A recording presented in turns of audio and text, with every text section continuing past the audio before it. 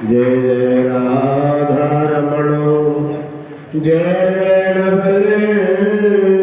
किशोर जय गोपी चित चोर प्रभु जय जय माखन चोर जय जय माखन चोर।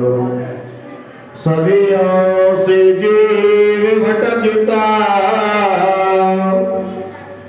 सदियों से जीव भटकता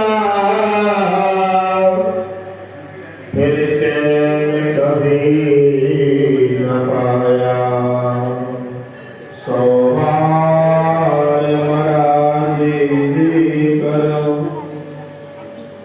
सो बार महाराज जी करो फिर पीछे जीना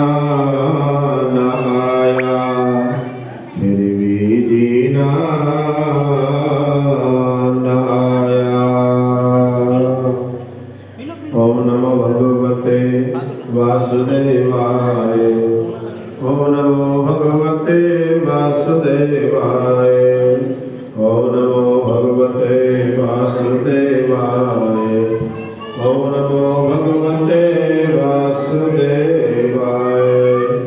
शंकर वशिष्ठ जी कहने लगे कि हे राजा दिलीप बहुत से प्राणी सरोवर में स्नान करके सुख पूर्वक मोक्ष को प्राप्त हो गए। तब लोग भी कहने लगे कि संसार रूपे इस तीर्थ राजा को सब श्रद्धा पूर्वक देखो। तीर्थों का राजा प्रयागराज कि यहाँ पर 33 करोड़ देवता आनंद पूर्वक रहते हैं कि माघ मास के अंतर्गत सर्व देवता प्रयागराज में वास करते हैं। इसलिए प्राणी को यत्न पूर्वक अपने जीवन काल में एक बार कम से कम प्रयागराज में माघ महीने में स्नान करना चाहिए। ये अक्षय वट है जिसकी जड़ें पाताल तक गई है और मार्कंडेय ऋषि प्रलय के समय जिस भगवान के मुख में रहते हैं वह भगवान इसी अक्षय वट का आश्रय लेते हैं। यही शिव जी की प्रिय भगवती भागीरथी है जिसके सिद्ध लोग सेवा करते हैं। ये गंगा स्वर्ग के लिए एक पताका है। इसका जल पीने मात्र से एक मनुष्य मुक्त हो जाता है। इसलिए यत्न करके माघ महीने में गंगा जल का पान करें। हे मुनि सभी प्राणी इस नदी को यमुना से जुड़ी हुई पाते हैं। इसका संगम बड़े पुण्य से प्राप्त होता है। इसके स्नान से जन्म और मरण का चक्कर पड़ जाता है। यहाँ पर स्नान करने से सभी प्राणी बिना ज्ञान के भी मुक्त हो जाते हैं। इसलिए ब्रह्मा जी ने यहाँ यज्ञ करने की इच्छा की थी। इसी संगम में भगवान विष्णु ने स्त्री प्राप्ति की इच्छा से प्रयागराज में स्नान किया था और भगवान हरि ने लक्ष्मी जी को प्राप्त किया।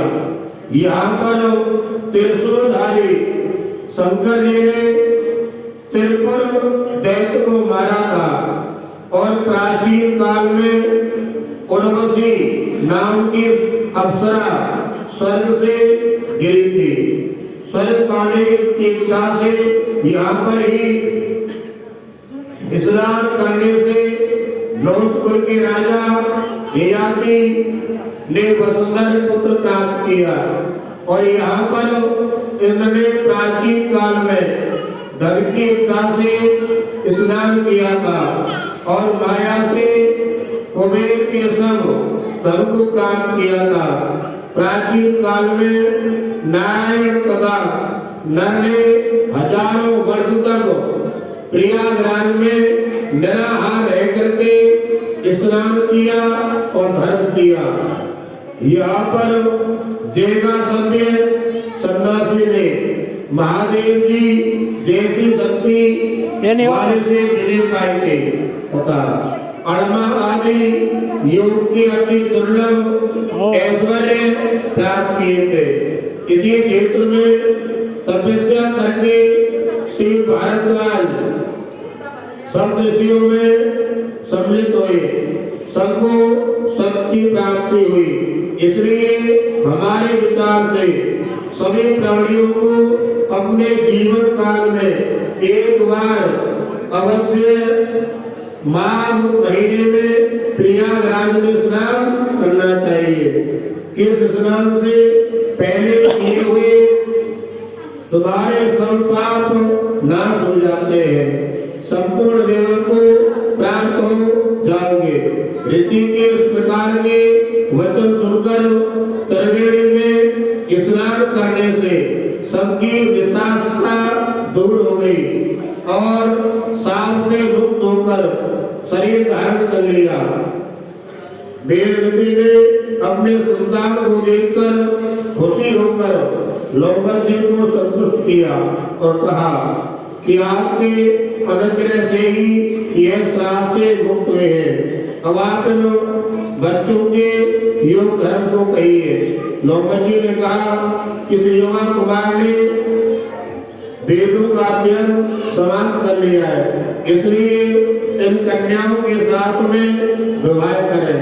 लौकर जी तथा अपने पिता की आज्ञा से इस ब्रह्मचारी ने 5 कन्याओं से विवाह किया। इन कन्याओं के सब मनोरथ पूर्ण हुए। जिसके घर में लिखा हुआ यह महात्म पढ़ा जाता है, सुना जाता है, वहाँ भगवान नारायण ही पूजे जाते हैं। कि पुष्कर तीर्थ में, प्रयाग में, गंगा सागर में और कुरुक्षेत्र में, विशेष करके काशी में और भगवान के मंदिर में इसका पाठ अवश्य करना चाहिए। पुष्कर तीर्थ में ग्रहण के अवसर पर इसके पाठ का दुगना फल प्राणी को प्राप्त हो जाता है। इसलिए प्राणियों को माघ मास में स्नान अवश्य करना चाहिए। स्वागतम कृष्ण, स्वागतम कृष्ण, स्वागतम कृष्ण, सुस्वागतम कृष्ण, स्वागतम सुस्वागतम, स्वागतम सुस्वागतम, शरणागतम कृष्ण, स्वागतम कृष्ण, शरणागतम कृष्ण।